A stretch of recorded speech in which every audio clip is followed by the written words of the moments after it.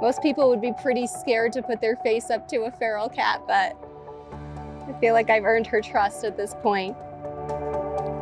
Out of the 58 cats that I feed, I can pet 4 or 5.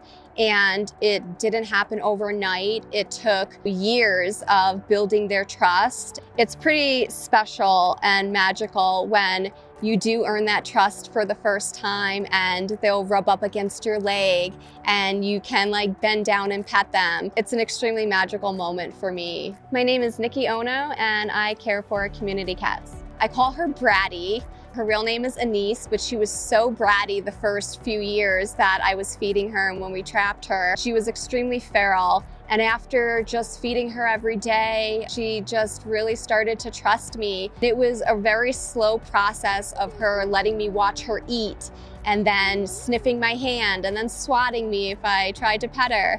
But I don't give up and I'm pretty persistent. She now eats in my car every day. She loves to play with toys, so she'll play with toys in my car. She sits on my lap, she'll kiss me on the mouth, and I'm trying to find her a home. I think she's ready. She's a special one. Caring for community cats is a ton of work. It's a time commitment.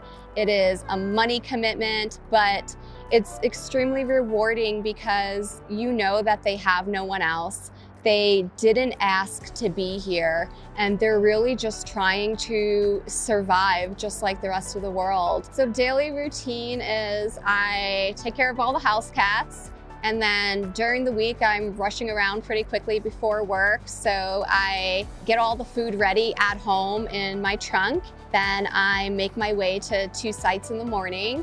And then like around 6 o'clock, I go to do another 2 sites. I could be having the worst day, but they still need to eat, so I still make it out. But then as soon as I see their little faces, it's like an instant smile. So even though I can't touch most of them, I know that, you know, for today they got their meal, and that is extremely rewarding for me. I'll never miss a day. So winters can be pretty brutal here, and sometimes you have to dig them out of 2 feet of snow or come out in a thunderstorm, but they rely on you for food.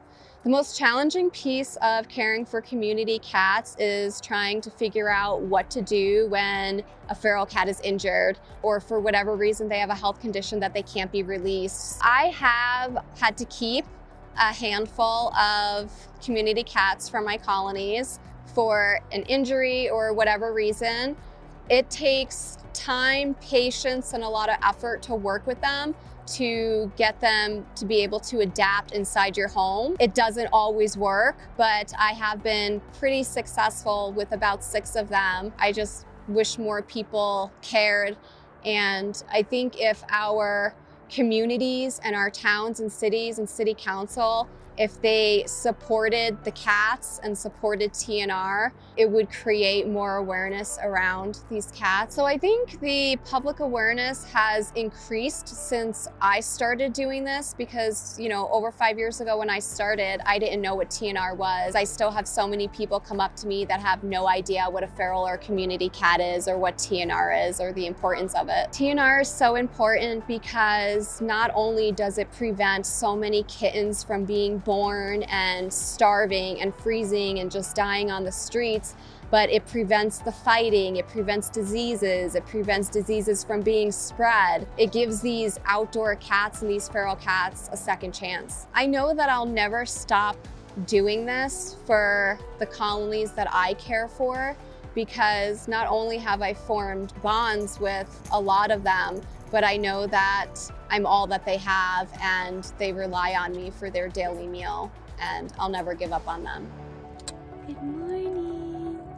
Hi. Listen to that wonderful sound of cats eating.